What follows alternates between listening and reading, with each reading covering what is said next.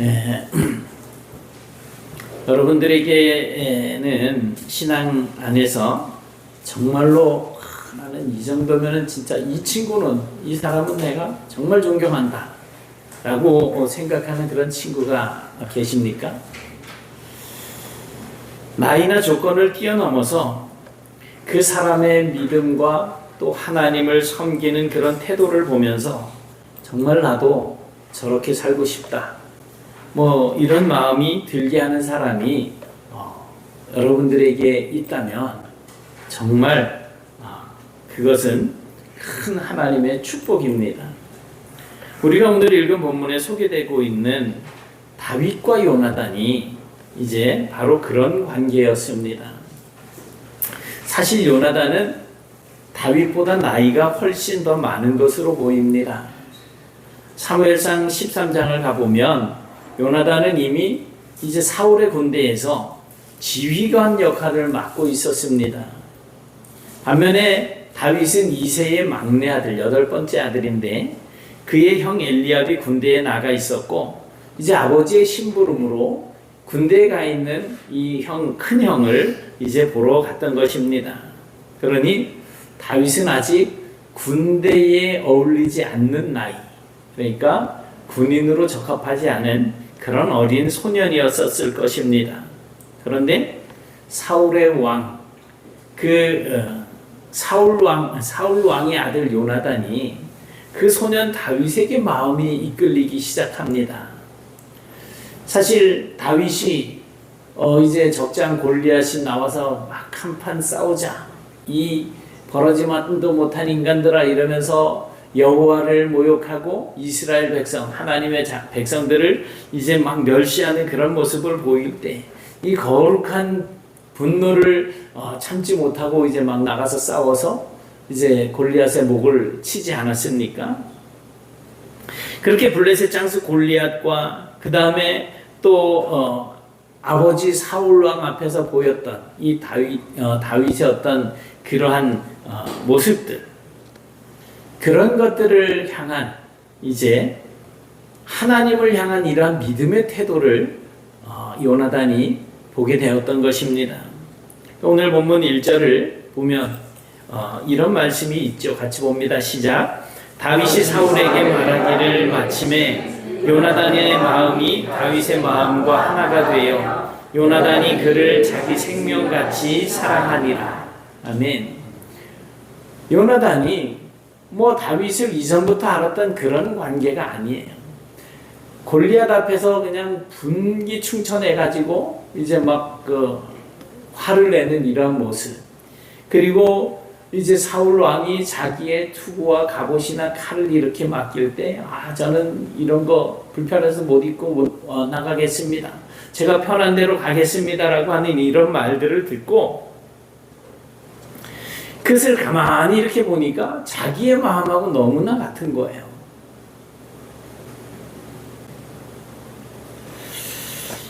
그래서 다윗이 결국 전쟁터에 나갈 때 물맷돌 5개 들고 나가지 않습니까? 사울의 투구와 이 갑옷을, 그 장대한 사울의 옷을 소년 다윗에게 입혀놓으니 몸에 맞지 않는 옷이잖아요. 얼마나 불편했겠어요. 힘들고. 그런데 나가가지고 골리앗과 싸워가지고 결국 어떻게 됐습니까? 이겼습니다. 어떻게 이겼어요? 하나님께서 도우셔서 이긴 거예요. 다윗이 무슨 자기가 힘이 좋다든지 능력이 있다든지 해서 이긴 거는 아니죠. 하나님께서 도우시니까 이 소년 다윗이 거대한 장수 골리앗을 물리치게 되더라는 겁니다. 이 겉으로 보면 다윗은 그냥 어린 소년에 불과합니다. 하지만 다윗의 생각과 말과 행동 속에는 하나님을 경외하는 아주 깊은 믿음이 담겨 있었던 것입니다. 요나단은 바로 그런 다윗의 모습을 본 거예요. 그리고 다윗을 자기 생명처럼 사랑하게 되었다라고 말을 합니다. 사람이 누군가에게 이렇게 가까이 다가갈 때는 뭔가 내가 저 사람에게 얻을 것이 있을 것이라고, 나에게 뭔가 유익한 것이 있을 것이라고 하는 생각을 가지고 다가가는 게 보통 아니겠습니까?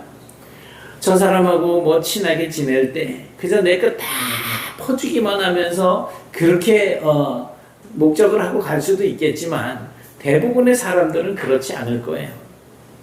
그런데 요나단은 달랐습니다. 사실 다윗이 요나단에게 큰 유익을 줄 수 있는 그런 사람은 아니었을 것입니다. 오히려 이제 다윗이 그 이세의 아들들 중에 막내 아들이긴 하지만 차기 왕으로 기름 부음을 받았잖아요. 그러니 사울 왕의 아들인 요나단 자신이 2대 왕으로 등극할 수 있는데도 불구하고 이 다윗을 정말 목숨같이 그렇게 여기면서 사랑을 했다라는 것입니다. 그러면서 3절 4절 말씀을 보니까 어느 정도로 이제 다윗을 위해 주느냐 하면 자기의 것을 아낌없이 내어줍니다. 자기가 입었던 겉옷을 벗어서 다윗에게 주고 자기의 군복과 칼과 활과 띠, 이건 뭐예요? 자기가 가지고 있는 모든 것을 이제 다윗에게 이양해 주는 그런 모습 아닙니까? 요나단이 하나님께 기름 부음 받았다라고 하는 그 사실을 알았을 때 두 가지 마음을 품을 수 있었을 거예요. 저 자식이 내 왕의 자리를 빼앗을 놈이네? 아니면 하나님을 향한 온전한 믿음을 가지고 차기 왕은 이 다윗이구나. 두 마음 중에 하나를 품었을 것인데 요나단은 다음 왕으로 이제 다윗을 인정하고 있는 이런 모습을 보여주고 있습니다. 그런데 이 두 사람이 그렇게 정말 사랑하는 그런 관계로 발전할 수 있었던 것은 둘이 같은 마음, 같은 믿음을 품고 살았었기 때문이라는 겁니다. 두 사람 모두 하나님을 온전히 신뢰하는 사람들이었습니다. 사무엘상 17장 47절에 보면 다윗은 골리앗 앞에 가서 이런 말을 합니다. 전쟁은 여호와께 속한 것이다. 너 내 손에 끝나 이게 아니야. 하나님께서 너를 끝내주실 거야 라고 하는 그런 고백입니다. 그런데 요나단 역시 같은 믿음을 가진 사람이었습니다. 사무엘상 14장 12절에 보면 요나단도 블레셋 진영으로 올라가면서 여호와께서 그들을 이스라엘의 손에 넘기셨다라고 고백을 합니다. 확실하게 하나님을 믿고 의지하는 이 믿음이 둘이 너무 닮아 있는 거죠. 이처럼 다윗도 또 요나단도 하나님을 의지하는 믿음의 사람들이었던 것입니다. 여러분들께도 정말 함께 하나님을 바라보고 서로를 믿음으로 세워주는 그런 신앙의 친구들이 있기를 축복합니다. 그리고 더 나아가서 이제는 여러분이 누군가에게 믿음 안에서 함께 걸어갈 그런 믿음의 친구들이 되어주시기를 축복합니다. 그런데 오늘 본문을 계속해서 보면 요나단이 다윗을 깊이 사랑했던 것과는 다르게 사울 왕의 마음에는 전혀 다른 감정이 생겨나기 시작했습니다. 자기도 어느 날 갑자기 이스라엘의 왕이 되었어요. 그건 하나님의 은혜인 거지요. 하나님께서 그렇게 해주신 거예요. 그런데 자기 뒤를 이어서 아들이 왕이 되어야지 이 권력, 이 권세를 누리면서 살 수 있을 것인데 다윗이라는 저 시골 양이나 치는 총구석에 사는 녀석이 나타나가지고 갑자기 그냥 인기가 막 올라가거든요. 그래서 이제 사울이 다윗을 주목해서 보는데 어떤 감정이 일어납니까? 질투하는 감정이 일어나는 거예요. 사울은 사람들이 자기보다 다윗을 더 칭찬해. 전쟁터에서 돌아오는데 여인들이 나와서 그냥 그 꽹과리 같은 거를 두들기면서 노래를 하는데 사울이 죽인 자는 천천히요, 다윗이 죽인 자는 만만히로다 하면서 다윗을 더 높여서 찬양을 하고 있는 겁니다. 이렇게 자기보다 더 높이 평가받는 이 다윗을 보면서 사울이 마음이 흔들리기 시작한 거죠. 처음에는 정말 기분 나쁘네 라고 그냥 가볍게 생각을 했을 수도 있었을지 모르겠는데 사실 성경은 사울의 그 마음 상태를 아주 훨씬 더 심각하게 그렇게 표현을 해주고 있습니다. 8절에 보니까 사울이 그 말에 불쾌했다. 그래서 심히 노했다 이렇게 말을 하고 있어요. 여기서 불쾌하다라고 하는 이 단어가 히브리어로 라라고 하는 단어예요. 라. 토부와는 반대되는 말이에요. 근데 이것이 선하다, 악하다라고 할 때 악함을 나타내는 단어입니다. 악하다. 그래서 불쾌하다라고 하는 이 말은 그냥 여인들이 나와서 다윗을 칭송하는 그 소리를 듣고 살짝 기분이 나빠. 뭐 그 정도가 아니고요. 이 악한 마음 때문에 마음이 망가지는 상태. 마음이 배배 꼬이는 상태. 그래서 다윗이 숨 쉬는 것만 봐도 기분이 나쁘고 저 녀석을 당장 쳐 죽이고 싶은 이런 악한 감정이 일어나는 그런 상태를 이야기하는 게 불쾌하다라고 하는 단어의 뜻입니다. 그러니까 사울의 마음은 단순히 상한 마음 정도가 아니고 다윗을 향한 이 질투와 또 다윗과 자기를 비교하는 그런 가운데 점점 악한 방향으로 그 마음이 발전해 가고 있는 그냥 변질되어져 가고 있는 그런 모습을 보여주는 단어가 불쾌하다라는 말입니다. 히브리적인 사고에서 마음이라고 하는 것은 단순히 어떤 감정을 담아놓는 그릇이 아닙니다. 오히려 그 마음이라고 하는 것은 삶의 방향을 결정하고 우리의 행동을 이끌어갈 수 있는 그런 중심이 마음이에요. 그래서 혹시 마음에 안 드는 사람들이 있으면 어떻게 해요? 마음에 안 드는 사람이 있으면 어떻게 해요? 예전에 해방되고 나서 이제 자유다 이렇게 지나가던 사람들 뺨을 막 때리는 사람들이 생겨났다 그러잖아요. 너 왜 나 때려? 그러니까 내 마음이다, 내 자유다 이렇게 이야기를 한다는 거죠. 그만큼 마음에 담고 있는 생각들, 계획들 이런 것들이 나의 삶의 방향을 결정을 하고 내가 어떤 행동을 하게 될지를 이끌어내는 것이 바로 마음이라는 거죠. 그래서 마음이 무너지면 결국 그 사람의 삶이 무너지게 되는 겁니다. 여러분, 우리도 사람들의 그 인정과 평가에 지나치게 민감하게 그렇게 반응을 하게 될 때 우리의 마음이 흔들리기 시작하는 거예요. 똑같은 일을 했는데 사울도 다윗도 어차피 전쟁터에 나가잖아요. 똑같은 일을 했는데 다윗을 더 인정을 해주는 거예요. 누가 나를 더 알아주는 사람 없을까? 비교를 하게 되고 왜 저 사람은 저렇게 인정을 받는데 나는 인정을 받지 못하는 것이지? 왜 나만 뒤처지는 것 같지? 뭐 이런 생각들, 이런 마음들, 이런 비교하는 마음이 들어오기 시작하면 이제는 마음뿐만 아니라 우리의 영혼까지 점점 병들어가게 되는 것입니다. 이 8절에 보니까 사울은 결국 이렇게까지 말을 하고 맙니다. 뭐라고 이야기합니까? 그가 더 얻을 것이 나라 말고 무엇이냐. 저 녀석이 이제는 이것저것 내 인기 다 뺏어가더니 이제는 내가 다스리는 나라 말고 뭐 더 남은 게 뭐가 있겠느냐라는 거예요. 이 말 속에는 사울의 두려움이 비춰지고 있습니다. 자기가 잃어버릴 것에 대한 어떤 불안, 또 자리를 빼앗길 것 같은 두려움, 여전히 자기가 앉아있는 그 권력의 자리를 놓치고 싶지 않은 그런 어떤 집착하는 마음이 들어있는 거예요. 여러분, 비교는 언제나 우리의 마음을 병들게 합니다. 그러니 비교하지 마십시오. 나와 다른 사람을 비교하지 마세요. 정말 다윗이 물매와 시냇가에 있는 벤질벤질한 조약돌 5개 가지고 가서 골리앗과 대적을 하잖아요.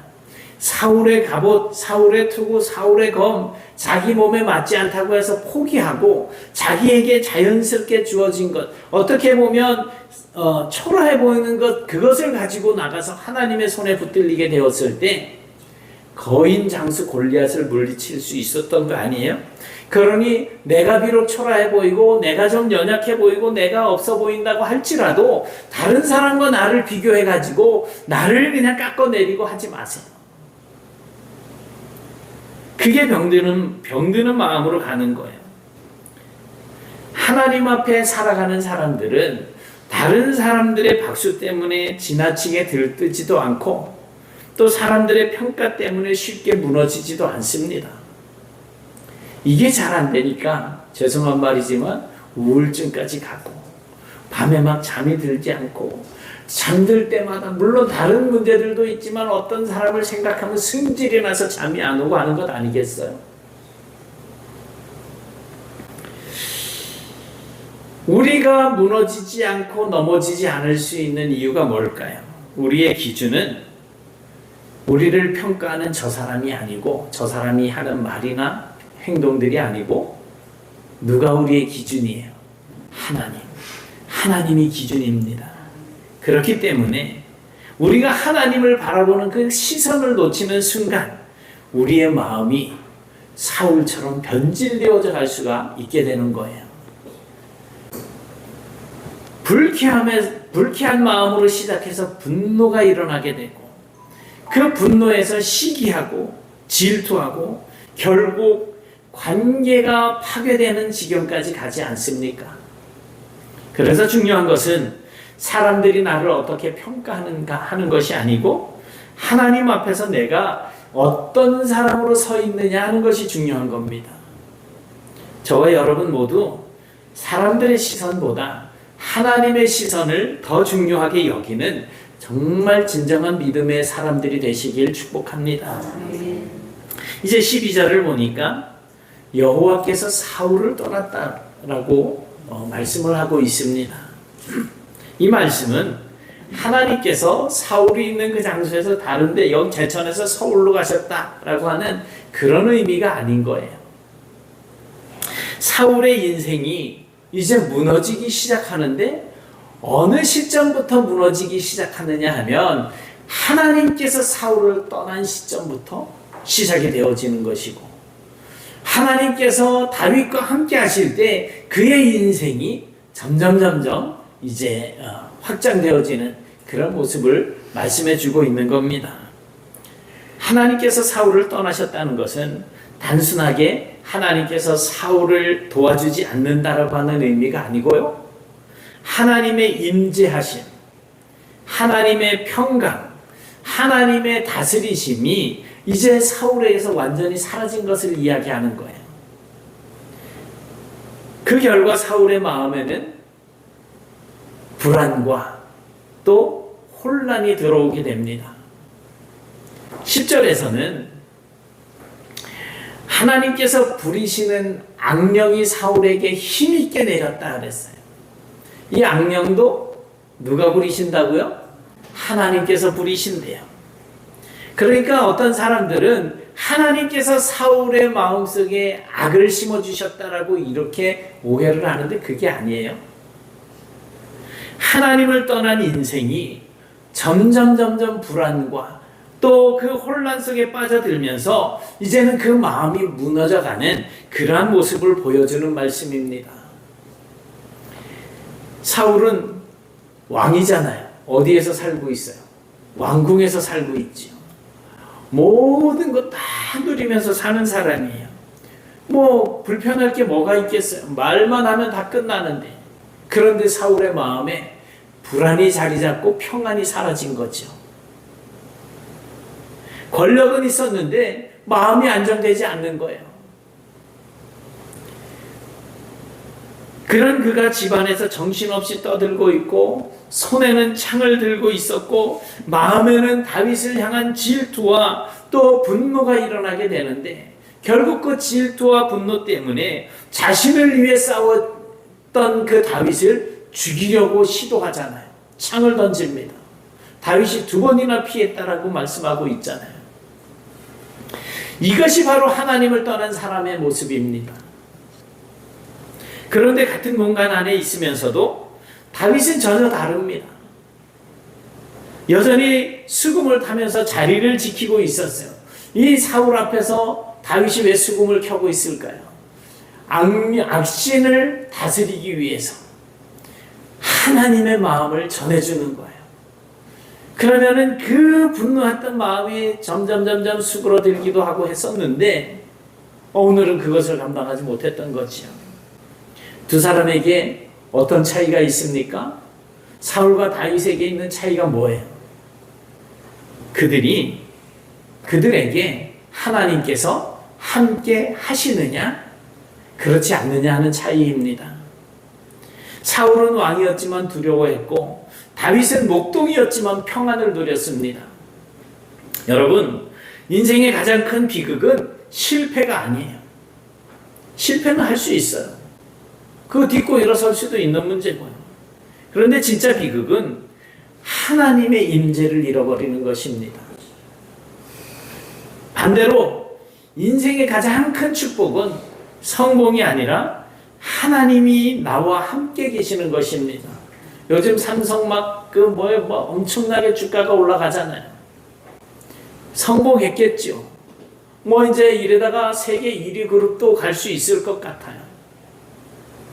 그렇다고 그 성공이 그들에게 평안과 안식을 주지는 못하는 겁니다. 하나님이 함께 하시면요, 이스라엘 백성들이 40년 동안 광야에서 그렇게 방황을 했었어도 부족함이 없었어요. 그러니까 하나님이 함께 하시면 그 거친 광야도 하나님께로 나아가는 길이 되지만, 하나님이 떠나시면 사울이 묵고 있는 이 왕궁이 감옥처럼 변하는 거예요.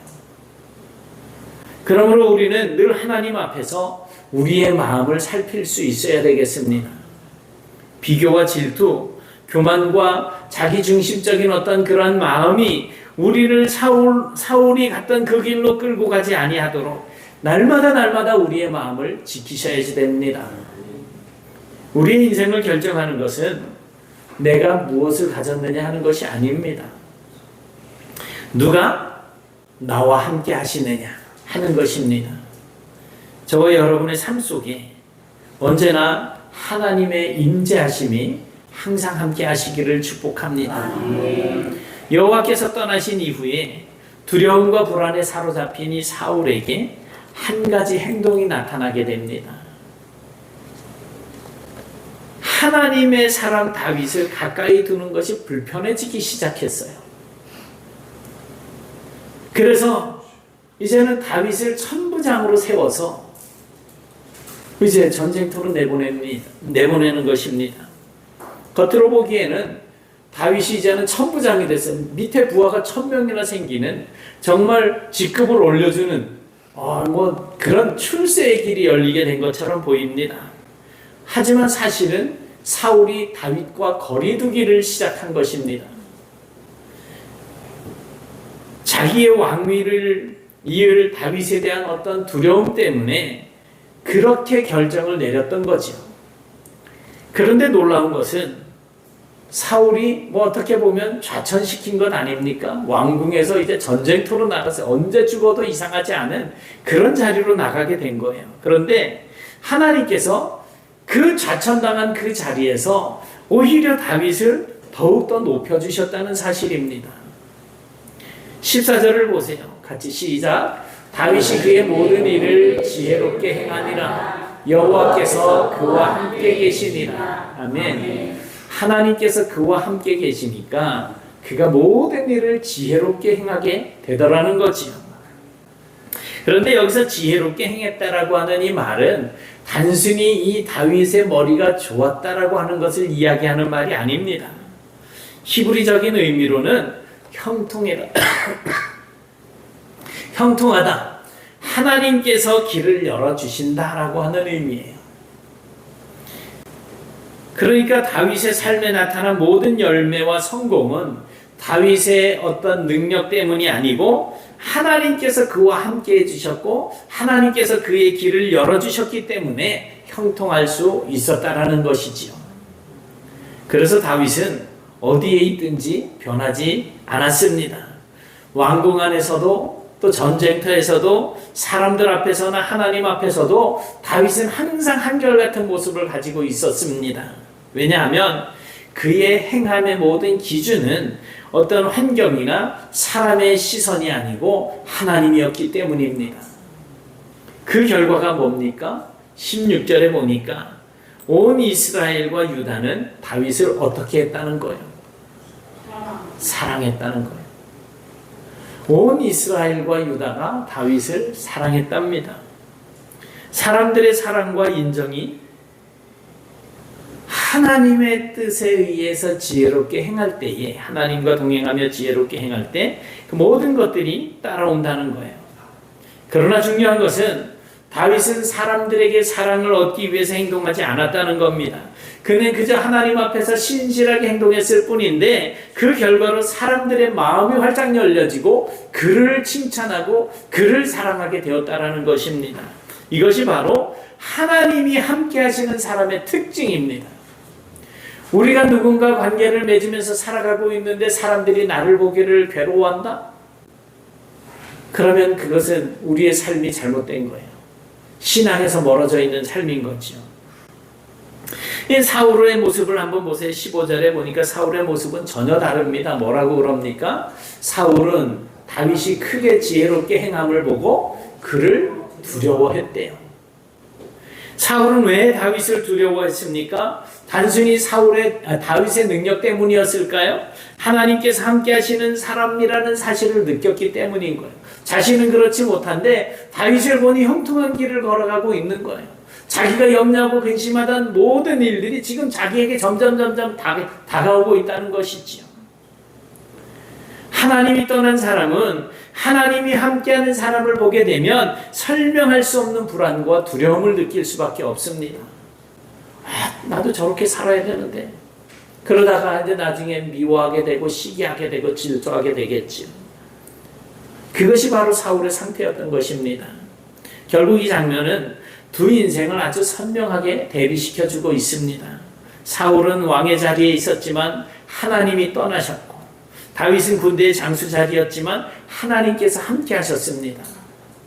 사울은 높은 자리에 있었지만 점점 무너져 내려갔고, 다윗은 낮은 자리에서 시작했지만 점점 높아져만 갔습니다.